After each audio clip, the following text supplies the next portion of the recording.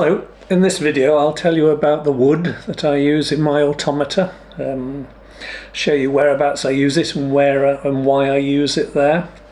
We'll start with beech, a wood that I use quite a lot.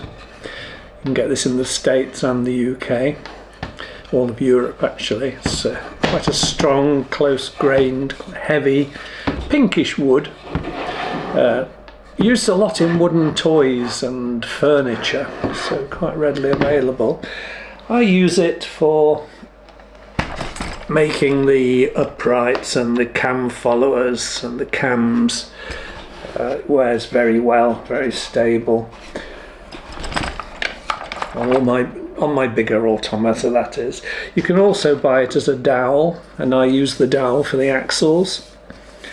Let's have a look. There's some varnishes quite nicely, quite a nice smooth close grained finish. There's a cam, there's an upright and a cam follower. Very strong for the cam followers. Can't really go wrong with beech, to be honest. If you can't find it in a woodyard, you can always use recycled beech. For instance, this is a cutting board from IKEA. Probably cost about the same as if I'd bought the raw wood, so you can find old toys, old furniture. They've all, quite a lot have got beech in them actually, so a useful wood. Mainly for the cams and things, so for the carvings, for the larger ones, I use lime wood. In the States I think you call it linden or basswood. Very similar, same species. I buy it in big blocks. This is a small block cut off a big block. It's actually getting quite difficult to buy the big blocks now though. You can buy smaller bits for wood turners and carvers. Got to be careful though. I find sometimes the quality is not very good. They don't tend to have a very good process for seasoning it somehow, and you can end up with cracks through it, or even worse, you'll get thin blue lines, which I think are probably fungal lines where it's not been dried properly, which look very ugly if you're using a raw carving. And I end up rejecting quite a lot of pieces I've carved because of that. But yes, quite a few reject heads for various reasons that I made. Particularly after you've varnished it, you get a really nice smooth, almost like porcelain finish with it. So that's lime wood, which if you can get it, it's great. But I tend to use it just for the sort of the high value carvings. A wood which I've started using more recently, which I like a lot, is American cherrywood. I buy this in big planks, much bigger than this, 2-3 metre long planks. I have to order it specially, it's not that generally available in the UK. Tremendous wood though, it makes them, this is semi-plain down, makes a really nice finish. It carves really well as well. So for instance, let me find what I've made with this. I'm just looking around now. So all the mechanism here, and also the two lovebirds are all made from American cherrywood. So you can cut it down quite thin. It also lasers quite well if you have a laser. I don't do much laser cutting, but if you do it, you can get a nice finish with it. So it's a super wood. Few disadvantages: it can have these black streaks in it which suddenly appear in the middle, so you end up throwing a bit away, and also it's the two colours, but the main thing is trying to get hold of it. I've seen it on eBay, and if you go to a woodyard in the UK you can get it. I'm sure in the US it's much more generally available. That's American cherrywood. Moving on to woods I use less of, but more decorative woods I use them for really, such as this. I've used oak here. Oak I buy in, you can get this generally but expensively, just as planks. It's very hard wood, difficult to work really, certainly no good really for carvings or anything, not with any fine detail, but it's got a really nice colour to it, and The other wood that I use for a similar purpose, sort of interchange really, is ash wood. A much lighter wood with a very strong grain on it, very strong wood actually, but again won't really carve because that grain is so pronounced. But for instance, I've used it here, look, on the base and on the perch, that's ash wood, just a really nice, quite light colour. Well, I've got this here, then we've got the handles. The handles I make from, not mahogany, sorry, don't use mahogany, walnut, which again turns down really nicely. This is a lump I bought from a wood yard. Going to last a long time because I only use it for small parts like this handle. And another wood that I only use for small parts, very small parts, is boxwood. This is the sort of wood that at least I used to make chess pieces out of. It only comes in small bits because it's quite a small bush as a box.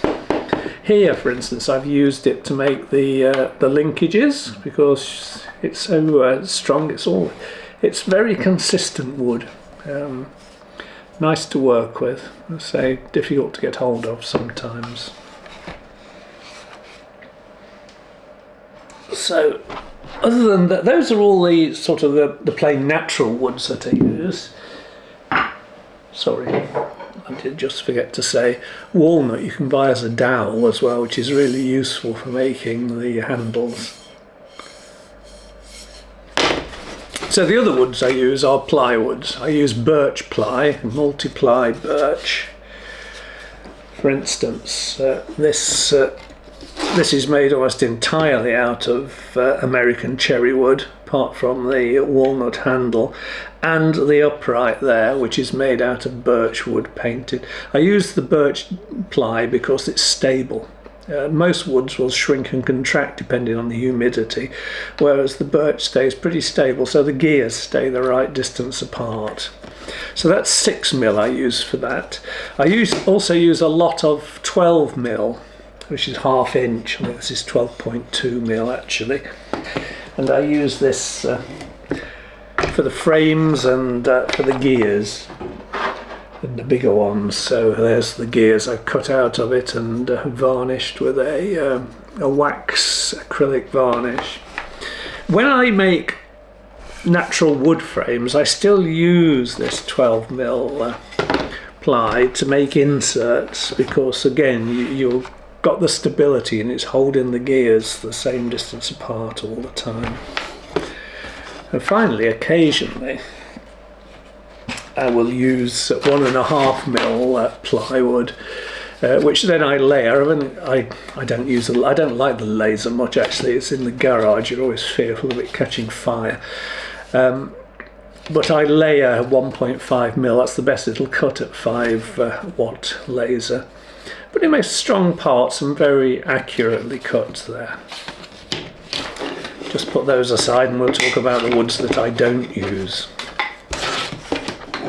The main wood that I don't use anymore is Pinewood. These are quite old, 2008 or so, 2007. Totally made out of pine wood. There's actually nothing wrong with it. It's you sometimes get it cracking out little bits. It's quite a soft wood and it'll chip out. And this has got quite nice grain here. I've got quite a bit of it knocking around, and you can find a nice bit. It's got smashing grain on it. You get quite a lot of soft, cheap stuff though, particularly in the big box shed do-it-yourself places. I don't use it any longer because I think if you're spending a lot of time on making your automata, you might as well use the best materials you can get, and I just think the hardwoods give a nicer, longer lasting finish really. So I used to use it a lot. It's a great wood to start with, readily available, relatively inexpensive compared to the hardwoods, but I don't use it at all now. And finally, the woods that I don't use are tropical hardwoods.